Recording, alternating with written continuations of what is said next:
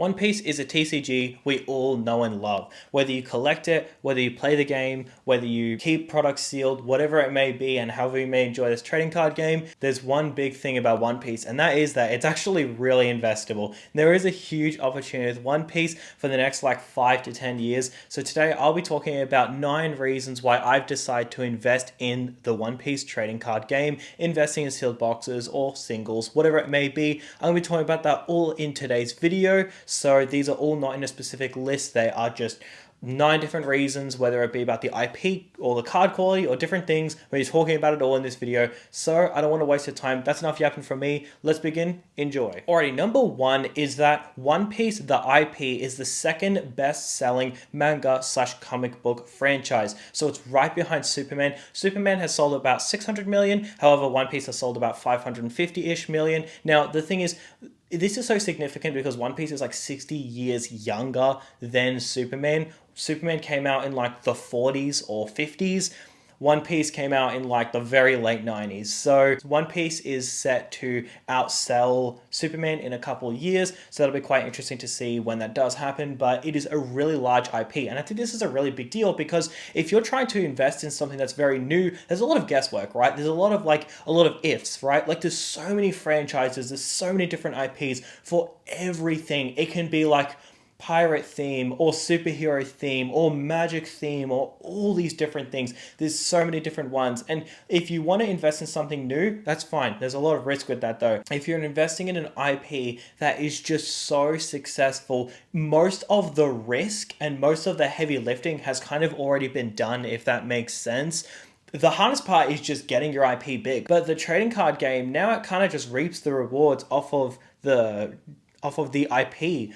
Trading cards are huge. One Piece is huge. They both synergize really, really well. Number 2 is that One Piece is mainly consisted of 30-year-olds and below, the audience for One Piece. So this is such a big deal. And the reason why is because, let's be real, 30-year-olds and below don't really have a lot of money compared to 40-year-olds or 50 or 60-year-olds. If we look at something like baseball cards, which are much older and a lot of the collectibles are a lot more mature and they're a lot more old in age, a lot of cards are just casually $500,000 cards, or a lot of cards are just so casually expensive. And a big reason why is because these dudes can afford it. See, with baseball, if there's a really desired card, a lot of the time they'll just be plenty of millionaires ready to buy it, right? There'll be plenty of dudes that'll go, I want that, I'm going to buy it. That's a card with my favorite player, or it's got his signature, or it's a rookie card, or whatever. All right, well, I'm going to go ahead and buy it. The thing about One Piece is it's a very similar situation where they go, all right, Gear 5 Luffy in a manga rare, all right, I'm going to go ahead and buy it. We've got a manga Shanks or a manga Zoro, I'm going to go ahead and buy it. But the difference is that a lot of the younger audience, we can't actually afford it right now. So what's going to happen is there's a bunch of demand, but the problem is when people tap, their card declines, right? So eventually that's no longer going to be a problem. That's a very temporary problem, and that's why these cards are cheap. Realistically, let's just say the red Luffy, for example, right? The red manga Luffy. Okay, how many people want it, but then how many people can afford it? Think about it. If the audience of One Piece was double, so let's just say instead of the average being 20 to 30, it's 50 to 60, right? All rich, some of them are retired, they're doing quite well. Okay, so then the card would be $30,000 right out the gate because you just have so many people that can afford it because they're a lot more older in age. So the thing about One Piece is there are so many cards that people will buy, they just can't buy it right now. And I'm in a very similar spot. So with Gear 5 Luffy, the manga, when that card came out, I really wanted that card. The problem was I couldn't afford it and I could not find it in shops. It sold out literally everywhere, so I could not find it. However, what happened was it was about $4,000 as a PSA 10 after it cooled off. I want to say 1 year after 05 came out, it was about the $4,000 range as a PSA 10. But this is the problem. At the time, that was too much money. I couldn't afford that. So then we skip to now. Now, if it was $4,000 now, I'd buy it. I couldn't afford it now. That's something I could justify. Now, I couldn't do that every day, obviously. There is a limit, but that's something I can do now. I can make more money. I have more money in the bank. Happy days. Now it's a $10,000 card, unfortunately. So now what I'm looking at is I'm going, all right, well, it's a $10,000 card. That's too much for me right now. What $4,000 being too much, now $10,000 is too much. All right. Well, maybe in 3 years' time, it goes up to 15k, but 15k is manageable for me. As I get older and older, I generate more money. Speaking of, if you want to help me afford that Gear 5 Luffy manga, PSA 10, make sure to subscribe. Make sure to comment, okay? The YouTube algorithm loves it. Yeah, I'm trying to buy that manga. That would actually be a really cool idea where, like, yeah, all the money I make from this, I can just go ahead and buy that. That'd be great, guys. Thank you guys so much. Make sure to subscribe. But anyways, as my ability to generate money grows, as my portfolio grows, well, okay, that's great. Like, okay, let's just say OP 13. I have 26 boxes, okay? Let's just say they end up being $1,000 per box in however many years. Well, it might not be the craziest thing to say that I'm just going to go ahead and, just do a swap. Maybe just swap a sealed case for like a Gear 5 Luffy. If someone wants to do it the other way around, well then happy days, right? Like, that's something where I want now, but I can't afford it, so I'll get it in the future, right? So that's kind of a lot of people are in that situation. There are so many people I know who look at cards and they go, man, I really want that card. So you look at baseball cards and there's casually like $300,000, $400,000, $500,000 cards, and then $1 million cards, and then $10 million cards. A lot of people, myself included, want to afford these cards, but we can't quite afford them, right? And that in the future will change. So what this means is there's a bunch of desirability, there's a bunch of demand, but the funds quite aren't there. But that's a very temporary problem. And I feel like, say, OP13, right? I don't know about you guys, but I could see OP13 being that kind of box like in 5 years' time or in 10 years' time. It's one of those boxes where people like really, they have to like break the bank. Maybe they get like a bonus from their job and then they decide to buy a box and crack it. And it's like a whole thing, right? It's a very like, it'll be a very expensive box, right? But the thing is, the card game is so new and the audience can't really afford the expensive cards right now. So a lot of them are really hitting a ceiling where like very few people can afford it. But every day that goes by, that ceiling, in my opinion, gets lifted more and more as more and more people can afford it. Alrighty, number 3 is that One Piece is so new. The trading card game, not One Piece the IP, but the trading card game, it is so new. It's only 3 years old. That's not really a lot, dude. That is so young. So for anyone who thinks like it's been here for a while, like I know it, look, here's the thing. It's more of like a time warp thing, right? Because it feels like it's been here like forever. But think about it. 2022 was, I believe, the year when it came out. Yeah, I think 2022, right? Like late 2022. Yeah, that's pretty recent, man. That's not a long time ago.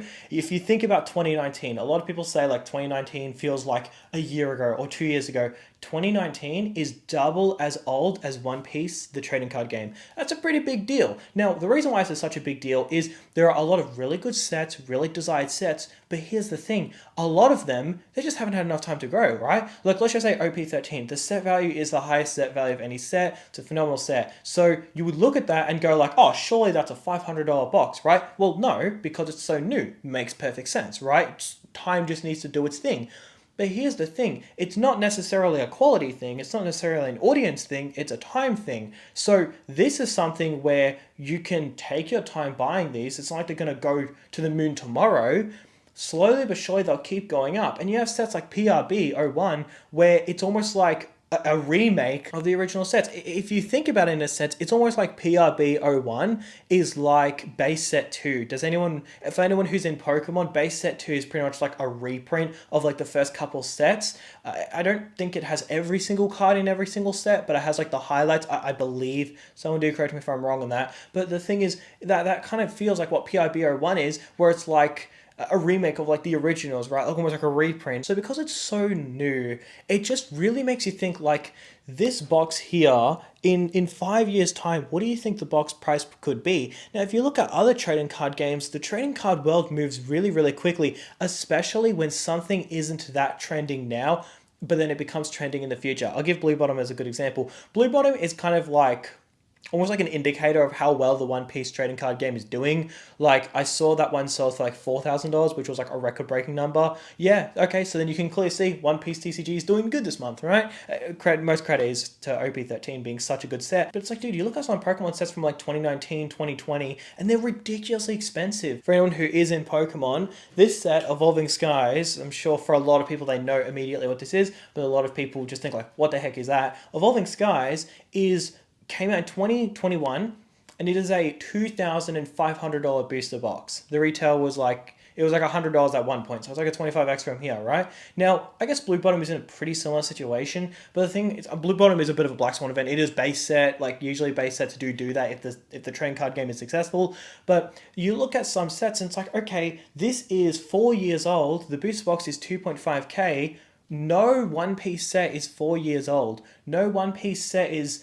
There's like 2 sets that's 3 years old. Other than that, that's it. Like, no set. Like, there's nothing to go based off, right? Like, if you look at vintage with Pokemon, now that vintage is really expensive, which happened in the last like 5 years, a lot of people have very high hopes, thinking like, I really hope this modern set can repeat vintage, right? Like, a lot of people think like, if this set from 2020 can repeat the same gains that this set from like 2014 happened, then okay, I'm going to be set, right? Like, this is going to be really expensive, which, okay, sure, that sometimes does happen. Absolutely. Pokemon is still king. I have way more Pokemon than One Piece. I will never own more One Piece than Pokemon. I'm just going to be clear. Pokemon is still absolutely king. I'm just using it as a good example. Right now, we're in like the vintage era right now, right? Where like, a lot of people, where like the box prices that these sets go to now, people are going to look back in 10 years and go like, oh man, if you were buying OP05 or OP09 or Blue Bottom or OP13, you would have done insane, or PRB01, whatever good set. Man, you would have done so good. Hopefully OP100 can do similar gains to OP13 or OP5. And that's something that I feel like a lot of people are going to do. They do that with everything. Like, people do that with Bitcoin, right? People go like, Bitcoin is 100k now. It was 10k, so it 10x'd. Well, what's the chances that it goes to $1 million, so that my entry now, $100,000, can then go to $1 million, right? Like, what's the chances we get the same returns or similar returns? Right now, we're in that first state where it's the unknown territory people don't like, and you have to be very ballsy to buy into times where there's unknown territory. But that does move us to number 4. Number 4 is that One Piece has proven itself. Now, what I mean by that is, generally trading card games are the most likely to die within the first like 3 years of it coming out. One Piece has not only survived 3 years, it has absolutely thrived. It has done really, really well. I've noticed that YouTube videos, this is something I really like to look at. YouTube videos, how they do, like how many views they get on certain topics. Like, let's just say the latest set, OP02 or OP03, could get 100 views. But then now, if it's getting 10,000 views, it's like, oh man, there's so many more people interested in the latest set, right? So YouTube views is something you can go based off. There was this YouTuber, I would not be able to find it even if I had everything on the line. There's no way I'm going to be able to find this channel. I stumbled across this channel a couple of years ago when I really got into One Piece. I got into One Piece when OP03 or OP04 was the latest say. It was one of those. But basically, this guy, he was a husband. He loved One Piece. He was like probably, I think, 25, 30. So basically, he was basically saying his life story. He was a dad. He was a husband. He worked like in a bank. And he invested in One Piece. He bought like the serialized Luffy. He bought a bunch of OP01 Blue Bottom. And he was saying that he believes in the future of it. He thinks it's going to do really well. And his investing video, like talking about why he's invested in it, that was like the only one on YouTube. Like, I saw that and I felt motivated. I was like, yeah, man, One Piece. I love One Piece. It's great. This guy, he might be onto something. Like, this trading card game looks really, really solid, right? So I looked at some more videos and that was it. It was one video in like 2022 and that was literally it. There was no other videos. That was literally the only investing video or market video or even just about the trading card game. Like, if you looked at any information online, all the subreddits had no members. All the videos had like barely any views. There was very little relevance. However, now it's doing great. It's doing better than ever. It's phenomenal. Every single set, it has its originality. They're not overdoing it. They're not doing too many good sets, too many bad sets. They're keeping it quite special, right? And that's what I really, really like about it. So it's already been tested. It's already gone through the hardest phase, which is 3 years. And it's proven itself. So now it's kind of like you can jump in and yeah, okay, you're not going to buy Blue Bottom for $100 and now it's worth $4,000. Absolutely. But look at Pokemon. First edition booster box. I want to say, I saw this video, it was like a really old video, like 20 years old or something. This card shop owner was saying how now it's going for $600, like, I don't know, a year after coming out, or however long it was. And then he was like, oh my goodness, this is insane. Like, first edition is $600 and Fossil is like, I don't know, $80 or $70 or whatever he was talking about. But it's like, even then, you would look at first edition and go like, shit, man, that's a $600 booster box. Fossil is a newer set. That's a $70 booster box. Man, I lost my chance. Well, now you look at Pokemon 25 years later, almost 30 years later, and you go, whoa, hold up. Okay, well, first edition is now a $300,000 booster box. Okay, Fossil, first edition. That's actually a really bad example. That's a really bad set. For anyone who doesn't know, bad example. It's the third set to come out in Pokemon. We'll just pick a different set. We'll just say like Neo Genesis. It's like the fourth or fifth set to come out. I kind of forgot this. Oh, actually, it may have been a little bit more. It was just probably one of the first 10 Pokemon sets to come out. Okay, well, at the time, first edition booster boxes are $600 or $700. Well, you got Neo Genesis now, the latest set, and it's got a really nice card inside. It's got really nice hits. Well, the first edition box for that now is like $50,000 or $70,000. So it's like, oh, boo-hoo. Instead of you buying a box for $100, now it's $300,000. You can buy another newer box. Neo Genesis came out in like 2000 or 2001. It was something like that. I honestly forgot which one it was, but it's around that range. The thing is that it's like you didn't miss out because you didn't buy first edition, right? Like you can buy Blue Bottom. You'll absolutely kill it. You'll do really well. But the thing is that if you buy these good quality, cheaper sets now, in 10 years' time, okay, you buy a set that came out in 2022 versus 2025. Big whoop. It's a 3-year difference. It's not that big of a deal, right? So now you've taken a lot of the risk out of it, right? Because if you bought base set Blue Bottom, like you would have absolutely killed it. But think about every other trading card game that doesn't survive 3 years' time or does really poorly after those 3 years. It barely scrapes by 3 years, right? So with One Piece, yes, you've missed out on the original one that people have hit big on. Okay, fair enough, but let's look at the new really good sets, OP13, OP09. All right, well, these really good sets in 5 years' time or in 10 years' time, it's really going to go down to quality, right? Like base set is always going to be the most expensive. I would be so surprised if something surpassed Blue Bottom. I just do not see that happening. I don't see how that would happen unless they did like some exclusive release where like, I don't know, like it's never going to happen. But what you can do is you can go, all right, you know what? I missed out on Blue Bottom, but at least now I can walk into it with this level of confidence that the trading card game has something to show for it, right? It has some level of success. So I didn't take the first risk, but now I can come in not making as much gains, but at the same time, my risk is now a lot lower because I'm entering a trading card game that has proven itself, if that makes sense. Alrighty, number 5 is that a lot of Pokemon fans are One Piece fans and a lot of One Piece fans are Pokemon fans. So both of these IPs are incredibly relevant. Both these IPs just dominate media. They do absolutely phenomenal. Now, having both audiences connected in a way is a really, really good thing in my opinion. It basically makes a monopoly in a sense, right? Like, it's not like they're rivaling a lot. When I say a lot of Pokemon fans are One Piece fans, I mean like a very, very large amount. Realistically, it's not like the biggest deal out there, but I think it is somewhat important, right? Like having that connection in a sense, it is really, really good, especially if a lot of Pokemon fans are already in the trading card game, then there is a chance that they'll just, like their second trading card game will be One Piece, right? Like for me, I'm not in Flesh and Blood. I'm not in Yu-Gi-Oh! I'm not, honestly, not even in Magic the Gathering that much. I'm not in many other trading card games. All I'm pretty much in is One Piece and Pokemon. And that is not just me. A lot of people are very similar. So what I could see in the future is One Piece and Pokemon just having a monopoly on the trading card world. If I'm being real with you, Magic the Gathering is honestly just dead in the water. It really is struggling. They're doing so many collabs. They're doing so many different releases. So many sets have really expensive chases, but there's just not much movement. Now, I don't really know why. I've been told by some people that like it's not really that fun to play or a couple other things. But the point is that if you're investing in One Piece, you're kind of like investing in Pokemon as well because they're very linked in a sense. Same goes for Pokemon to One Piece. They will have, in my opinion, a huge monopoly on trading card games. So I feel like that will help. It's not like a huge thing, but it definitely is a nice little added bonus. Alright, number 6 is that the collecting side of it is still growing. So generally, when a new TCG comes out, a lot of people play it. If it's a really fun to play, if there's good cash incentives to play, then yeah, okay, happy days. Like if the tournaments are really big, they have large cash prizes, it definitely does help. If it's fun to play, it definitely does help. If it's something unique that other trading card games have, it does help its growth. Now, this is the thing. One Piece is still incredibly played, which means a lot of the cards that are collectible now, not many people are collecting them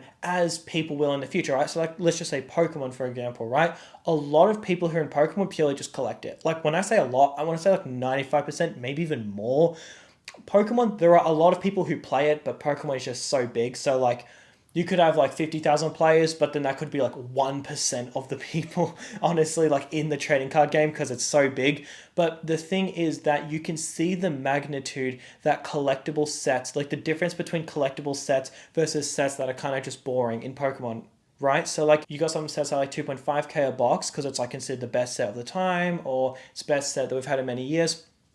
But at the same time, you can have other boxes which are like $400 or $250, even released before that, but it's just not considered as collectible since you can't play with the cards anymore. A lot of the growth after a set goes out of rotation is the collectible side of it. So with One Piece, a lot of the collectible side of it hasn't really been tapped into. So a lot of people are almost like distracted playing their decks, which is great, like that's really healthy. But what this does is this does give you a bit of an edge where you can like cherry pick like OP09, OP05, OP13, and they have premiums, but realistically, like they should have much larger premiums. Like in the future, if OP05 is like a $1,000 booster box, it would make sense that you've got other sets that aren't really that good, be like $200 or $300. The reason why is because one is super collectible, but right now what we're seeing is, first of all, the trading card game is still super new, but also a big thing that we're seeing right now is there isn't a fat premium on those collectible sets because there's so many people that play the game rather than collect it. However, as a trading card game gets older and older, and as you have these little like gimmicks that are enjoyable to collect, people do collect it, right? Like OP01 with the blue bottom, that's very collectible. You got the pre-rated Nami, you got the Alpha and the Beta, those are very collectible. Like, you know, I could see people having like lineups of all 3 different Namis, or you have different things like the signature Luffy, you have like those prize cup cards, you have all these different things that are collectible, and as they become exciting, as there are different things to collect, it will naturally attract more people entering it to collect. The thing is that you need content, right? You need an incentive for people to join. The more collectible it is, it will attract more collectors. Like, I said collectors so many times in the last like minute, but going back to what I was saying before about that video I saw about that guy that was investing really early on, realistically, no one was really collecting. Like, even mangas. The manga Shanks was like $1,000 as a PSA 10. I want to say even less. Like, it wasn't a lot. I swear it was like it could have even been like $700 or $800. It really was not a lot. Like, the collecting side of it just honestly wasn't really as relevant as it is now. However, now won't be nearly as relevant as it is in 5 years or 10 years in the future, right? Alrighty, number 7 is that there are so many cheap, good-looking cards, there are so many medium-priced, good-looking cards, and there are so many expensive, good-looking cards. The TCG is not sold out. There are so many sets that are still available. It's in a very healthy state right now. So you have like really good sets like OP13. This set is pretty much sold out everywhere. It's very difficult to get your hands on. And then you have some cards from here that are very expensive, which is cool. But the thing is that you still have packs available for other sets, right? So there's still that potential. If people want to play the card game, if people want to collect the cards, there's still some available. So it's like good sets sell out, not so good sets sell out, but at least there's still something there so that it's welcoming for new people to join. On top of that, there are a lot of really cheap, nice looking cards. For a lot of people who aren't really interested in playing the card game, if a lot of people don't really have time, especially as the audience gets older and older, this is also another thing that I'll tap on. I guess I'll just tap on right now. I was gonna say I'll tap on in a sec, but I guess I'll just talk about it now. As people get older, they get less time. So their money goes up, their time goes down. So what happens is that they have less time to play the game, they just want to collect it. So then you could see a lot of those cheaper cards do really well. Like if you have a Gear 5 Luffy, like I'm going to chuck a Luffy on screen. This is one of the coolest cards ever. Like I want to pick up this card. I might pick it up after this video. It's just such a good looking card. And it's like 20 bucks or 30 bucks. It's a phenomenal looking card. Then you have so many cards that just look so nice and they're so affordable. So it's very welcoming to join where you've got really nice cards all around. Alrighty, number 8 is that every single set feels really original. Every single set feels special, right? So you've got tons of different things.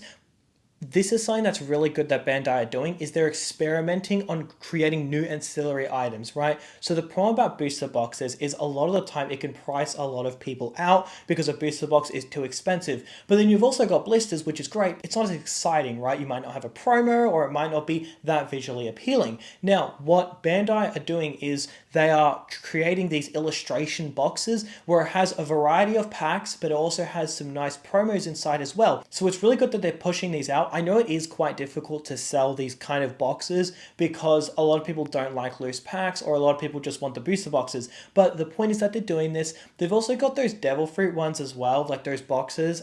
I'll put one on screen. My memory is a little bit fogged, so I don't really remember what they're called, but it's those devil fruit ones where it's got like some packs inside. So it is quite interesting, right? It's not all just booster box and it's like the same cards as maybe like a slightly different variant. No, it's very unique. And I think that's something where other trading card games like Magic or the Gathering really fell short, is their collector boxes. A lot of time it would have a card, but the only difference that it had was that it would be like a certain foil or it would be a certain shininess or different textured, and it would be the exact same artwork, but just a different texture. And then they would go, all right, that's for the collectors. That's going to be a $500 card, while the normal one is going to be like $100. And it's like, that's not really that exciting. Like, no one really cares. People, if you're collecting it, you want more special artworks. You want more special things, right? Booster boxes can get incredibly repetitive really quickly. Freshening it up with having like EBO1, EBO2, doing the anniversary sets, the premium boosters, they're all really good. They all really help, right? Like, I think PRBO1 is like the coolest thing ever, right? It's a really, really nice thing. Now, they're not overdoing it, which is really good, but then you got anniversary sets where they go all out on like a set every year. That's also really cool. And then you got EBO1, EBO2, that's really nice. You got illustration boxes and the devil fruit, like little box things. So I feel like it's very sustainable where they're really coming up with original ideas and they're trying to push rather than just like the same thing, like a booster box with Luffy on it, right? Like, I'm glad that they're not doing that for every single box and they're adding some originality. It makes it more sustainable for the long term. Now, admittedly, it's not like they have 1,000 Pokemon they can work with and every single set can feel completely different to the previous one. So it will be interesting to see how they tackle that in the future. I'm sure they'll come up with plenty of great ideas. They've done a really good job so far at making like original ideas, like the signature Luffy, the gold manga, red mangas, doing like the God pack and a bunch of other different gimmicks. So yeah, they are doing quite well. So I feel like what gives me reassurance is that you can really see them putting in the effort to not just do the same thing. Booster box, either red, like black, white, or like blue, and then just the same different 3 characters and the same different 3 cards, right? At least there's originality to it. They're really putting in the work to make every single set feel really unique. Alrighty, number 9, the final one. So this is a combination of 2 things. First of all, the card quality is top tier. This is, in my opinion, pretty important. Having good quality cards is really, really important. So they're really nice looking cards. They're really original. You have the manga rarity, a different texture to like alternate arts, and everything has its own unique texture, which is really, really nice. So it's really good quality cards, really nice texture. But also another thing is that they go all out on some sets. And I think this is a really big deal. You don't really want to invest in a trading card game where every single set kind of feels the same, right? Like, this is something where I was talking about to my Pokemon channel and someone commented and said they really like another trading card game. So the reason why they really like it is because every single card feels really nice. Every single artwork is beautiful. Every single set is really good. I brought up the argument and I said, well, hold up. Pokemon have done really, really well by making like 4 or 5 good sets per era. So like every 12 sets, they'll casually make a couple flops on purpose. And the reason why is it keeps the good sets special, right? It's the same thing with One Piece. I mean, you look at sets like OP12 and it's just, I'm not going to say OP12 is a bad set, but it does feel a little underwhelming. And you have a couple sets where they're honestly not that good. Like 500 Years in the Future, in my opinion, isn't really that good. And yeah, there's a lot of sets where honestly they're not really that good. So it makes those good sets really special. Like every single anniversary set is just a banger, right? Like OPO5 is peak, OP09 is peak, OP13 is peak. Like the 4th year anniversary is probably going to be really good, but then I'm really curious what they're going to do for the 5th year anniversary. I'm sure that they'll go all out on 5-year anniversary.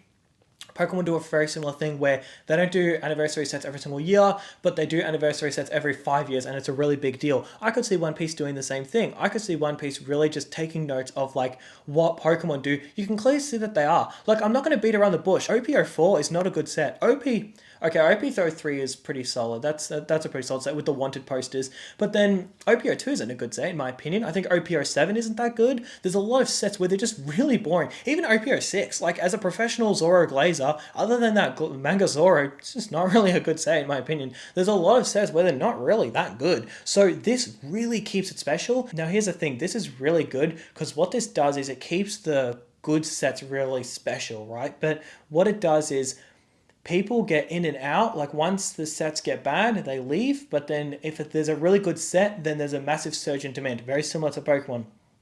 I'm sure everyone, at least I'm sure, a lot of you guys know what Prismatic Evolutions is. Prismatic Evolutions was such a good set, it single-handedly revived Pokemon. So it has that influence, right? Where like there'll be a nice craze for a good while, prices will go up, there'll be a surge in demand because there's such a good set. Take a look at OP13, it's the same thing. There was such a massive surge in demand. A lot of people are entering. Every single time it brings in a lot of people, a good amount of them stay, right? Like OP05, it brought in so many people and a lot of them left, but then a lot of them stayed. And then you go OP09. Then it brought in a bunch of people, and then a lot of those people stayed, and a lot of people left. But the thing's, every single time it's growing more and more. Then you go OP13, it grows even more. And then once we get to the next anniversary set or the next banger set, it just grows and more and more and more. And then it really does help keep it special, make those good sets exciting, and it helps the longevity of the set increase in value. So that's 9 reasons why I'm investing in the trading card game. Let me know, what are your reasons why you're invested in it? Let me know in the comment section. Thank you guys so much for watching. I will see you in tomorrow's video.